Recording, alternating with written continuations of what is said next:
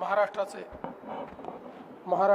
मुख्य सचिव श्री राजेश अग्रवालजी, CEO मित्रा श्री प्रवीण परदेसी, नाशिक मनपाचे आयुक्त श्रीमती मनीषा खत्री,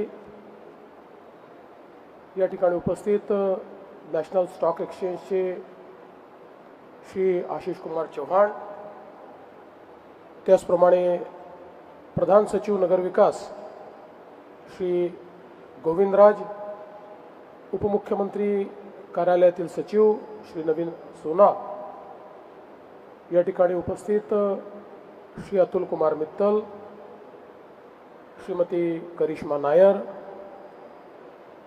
विभागीय आयुक्त डॉक्टर प्रवीण गेडाम, कुंभमेला आयुक्त श्री शेखर सिंग, या ठिकाणी उपस्थित सर्व मान्यवर आणि उपस्थित भगिनी आणि बंधूंनो, आज अतिशय आनंदाची गोष्ट आहे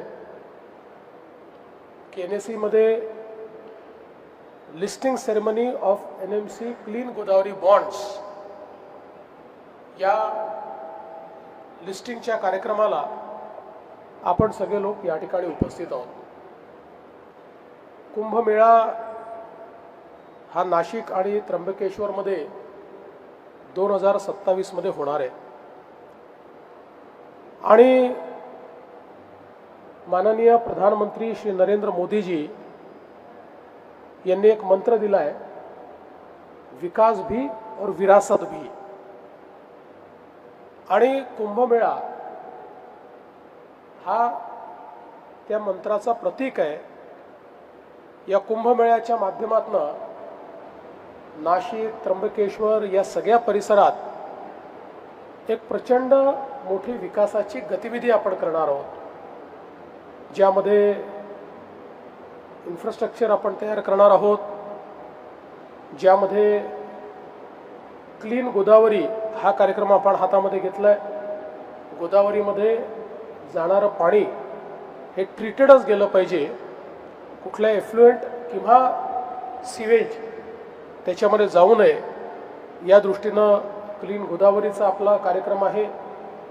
आणि हा सगळा जो नाशिकचा परिसर आहे, आपल्याला कल्पना आहे की रामायणामध्ये या परिसराचं एक वेगळं महत्त्व आहे, कारण सर्वाधिक काळ प्रभू श्रीराम हे आपल्या वनवासामध्ये याच भागात राहिले आणि सीतेचं हरण देखील याच भागातनं झालं होतं. त्यामुळे एक मोठा इतिहास या सगळ्या भागाला आहे आणि म्हणूनच इथला कुंभमेळा देखील अत्यंत महत्त्वाचा आहे. आणि या दृष्टीने ज्या काही व्यवस्था उभ्या करायच्या आहेत, त्यामध्ये नाशिक म्युनिसिपल कॉर्पोरेशनचा एक मोठा रोल आहे. अनेक योजना तयार करण्यात आल्या आहेत, त्या योजना कार्यान्वित करण्यात आलेल्या आहेत. पण या सगळ्या योजना करत असताना त्या योजनांमध्ये इनोव्हेटिव्ह विचार झाला पाहिजे. वेगवेगळ्या प्रकारे फायनान्शियल मार्केटला आपल्याला कसं ॲक्सेस करता येईल याचा प्रयत्न झाला पाहिजे. हा सातत्याने माननीय प्रधानमंत्री महोदयांचा आग्रह असतो आणि विशेषतः म्युनिसिपल बॉन्ड्स हा विषय तर अतिशय सातत्याने ते मांडत असतात. मला या गोष्टीचा आनंद आहे की यापूर्वी पुणे महानगरपालिका असेल, पिंपरी चिंचवड महानगरपालिका असेल, यांनी म्युनिसिपल बॉन्ड मार्केट हे ॲक्सेस केलं आणि आता नाशिक महानगरपालिकाही या मार्केटला ॲक्सेस करताय. आणि ही देखील आनंदाची गोष्ट आहे की आत्ताच आशिषजींनी सांगितलं की 4 टाइम्स ओव्हर सबस्क्राईब या ठिकाणी हा बॉन्ड इश्यू झालेला आहे. याचाच अर्थ इन्व्हेस्टर्सचं एक मला असं वाटतं की कॉन्फिडन्स याच्यामध्ये आपल्याला पाहायला मिळतो. आणि खरोखर याकरता नाशिक महानगरपालिकेने अतिशय मेहनत केली, कारण एक सगळ्यात महत्त्वाचं आहे की बॉन्ड किती कोटीचा आहे हे महत्त्वाचं नाही आहे, तर एखादा बॉन्ड इश्यू करण्याकरता जे स्ट्रक्चरिंग आपल्याला करावं लागतं त्याच्यामुळे एखाद्या संस्थेची फायनान्शियल हेल्थ ही डिटर्मिन होते आणि ती डिटर्मिन करण्याकरता ज्या काही प्रोसेसेस आपण तयार करतो या प्रोसेसेस लॉंग टर्ममध्ये फायनान्शियल सस्टेनेबिलिटी करता त्या संस्थेला मदत करत असतात। आणि मला आनंद आहे की नाशिक म्युन्सिपल कॉर्पोरेशनने ही सगळी तयारी अतिशय कमी वेळामध्ये केली, आपल्या प्रोसेसेस स्ट्रीमलाईन केल्या, आपलं रेटिंग हे त्या ठिकाणी पॉझिटिव्ह चांगलं रेटिंग केलं आणि त्यानंतर या बॉन्ड मार्केटमध्ये आल्यामुळे त्याचा एक मोठा फायदा देखील आपल्याला झालेला पाहायला मिळतो आहे। यासोबतच जसं आयुक्तांनी सांगितलं की हे बॉन्ड्स इश्यू केल्यानंतर जवळपास 26 कोटी रुपयाचा इन्सेंटिव्ह हा म्युन्सिपल कॉर्पोरेशनला मिळणार आहे आणि जो एक नवीन अर्बन चॅलेंज फंड सेंट्रल गव्हर्नमेंटने तयार केला आहे त्याला पण ॲक्सेस मिळणार आहे।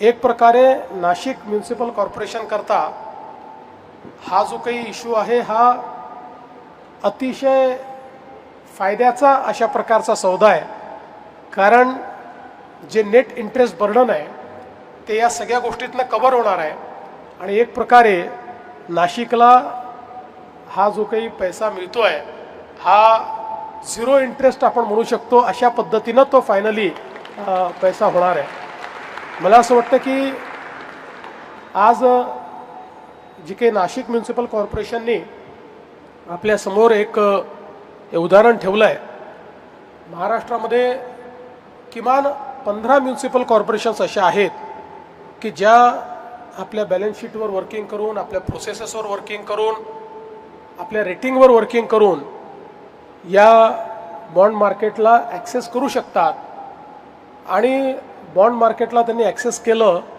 तर त्याचा दुसरा महत्त्वाचा फायदा हा आहे की रिपेमेंटची एक रिस्पॉन्सिबिलिटी ही देखील महानगरपालिकांवर येते आणि त्यातनं बॉरो करणं आणि परत करणं अशा दोन्ही गोष्टी या जर एकदा म्युन्सिपल कॉर्पोरेशन्सला वळणी पडल्या, पचनी पडल्या तर पुढच्या काळामध्ये म्युन्सिपल प्रोजेक्ट्स करता मला असं वाटतं की पैशाची कुठलीही कमतरता ही त्या ठिकाणी येणार नाही, कारण आपण आज एका अशा फायनान्शियल मार्केटमध्ये आहोत की ज्या ठिकाणी आपला प्रोजेक्ट हा जर क्लीन असेल, तो जर बँकेबल असेल तर त्याच्याकरता पैशाची कुठलीही कमतरता नाही आहे।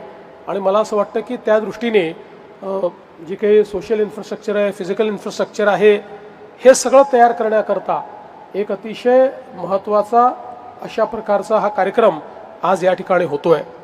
मला विश्वास आहे की कुंभमेळ्याच्या निमित्ताने अनेक कामं आम्ही हातामध्ये घेतलेली आहेत, क्रिटिकल अशा प्रकारचं सगळं इन्फ्रास्ट्रक्चर तयार करायचं आहे, अतिशय गतीने ते तयार करायचं आहे आणि हे तयार करत असताना त्याच्यामध्ये लोकांना विश्वासात घेऊन या कुंभमेळ्याची जी काही गरिमा आहे, त्याचं जे पावित्र्य आहे, हे पावित्र्य टिकवत आपल्याला त्या ठिकाणी हे संपूर्ण काम करायचं आहे। आणि म्हणून मी नाशिक महानगरपालिकेच्या आयुक्त आणि त्यांच्या संपूर्ण टीमचं मनापासून या ठिकाणी अभिनंदन करतो आणि सोबतच या सगळ्या प्रोसेसमध्ये आपला नगरविकास विभाग आहे, ज्या विभागाने अतिशय चांगलं गाईड केलेलं आहे। या ठिकाणी आपले विभागीय आयुक्त किंवा मेला कमिशनर आहेत की जे या संपूर्ण प्रोसेसमध्ये त्या ठिकाणी मदत करतायत आणि म्हणून आज एक अतिशय चांगला हा कार्यक्रम आपण या ठिकाणी पार पाडलेला आहे। आता मनीषा तुम्हाला सेकंड याच्यामध्ये टास्क जी आहे, पैसा तर तुम्ही उभा केला आहे पण त्या पैशाचा इफिशियंट उपयोग हा देखील अत्यंत महत्त्वाचा आहे। So you have to use it efficiently आणि इफिशियंट यूज करत असताना we have timelines, those timelines मला असं वाटतं की आपल्याला त्या कन्सिडर करूनच या सगळ्या गोष्टी कराव्या लागतील, तर त्या टाईमलाईन्समध्ये गोष्टी आपल्याला अचीव करायच्या आहेत। पण मला विश्वास आहे की निश्चितपणे आपण ते अचीव करू शकू। मी पुन्हा एकदा NSEचे देखील अतिशय मनापासून आभार मानतो आणि विशेषतः श्री आशिष चव्हाण हे नेहमीच आमच्या सगळ्या गव्हर्नमेंटच्या अशा इनिशिएटिव्हजला प्रोत्साहितही करत असतात आणि गाईडही करत असतात। आत्ताच माझी त्यांची चर्चा झाली की आता it is a right time की गव्हर्नमेंटच्या वेगवेगळे जे काही आमचे कॉर्पोरेशन्स आहेत किंवा वेगळ्या एंटिटीज आहेत या एंटिटीजचंही लिस्टिंगचं प्रोसेस आम्ही सुरू केलं पाहिजे. आणि आम्ही निश्चितपणे पुढच्या काळामध्ये हे ठरवलेलं आहे की पहिल्यांदा आमची जी ट्रान्समिशन कंपनी आहे इलेक्ट्रिसिटीची त्याचं लिस्टिंग आम्ही करणार आहोत आणि मग सेकंड फेजमध्ये जनरेशन कंपनी आणि थर्ड फेजमध्ये डिस्ट्रीब्युशन कंपनी. कारण या देशातल्या सगळ्यात मोठ्या कंपन्या आहेत. आपली distribution company is the largest in the country आणि त्यामुळे याच्यामध्ये एफिशियन्सी आणायची असेल, याच्यामध्ये एक प्रकारे एजिलिटी आणायची असेल तर आपल्याला या सगळ्या प्रोसेसेस कराव्या लागतील. त्यामध्येही तुमचा जो काही अनुभव आहे त्या अनुभवाचा फायदा हा पुढच्या काळामध्ये आम्ही निश्चितपणे घेऊ. जे या ठिकाणी मर्चंट बँकर्स आहेत, ज्या सगळ्या फायनान्शियल इन्स्टिट्यूशन्सने आम्हाला मदत केली आहे त्या सगळ्यांचं मी मनापासून या ठिकाणी अभिनंदन करतो, त्यांचे आभार मानतो. आणि या चांगल्या कार्यक्रमामध्ये या ठिकाणी मला येण्याची संधी मिळाली त्याबद्दल आभार व्यक्त करत असताना पुन्हा एकदा आमची दक्षिण गंगा असलेली, आमची लाईफलाईन असलेली गोदावरी ही आपण सगळे मिळून स्वच्छ करूया अशा प्रकारे या ठिकाणी सर्वांना विनंती करतो आणि माझं बोलणं संपवतो. धन्यवाद. जय हिंद, जय महाराष्ट्र.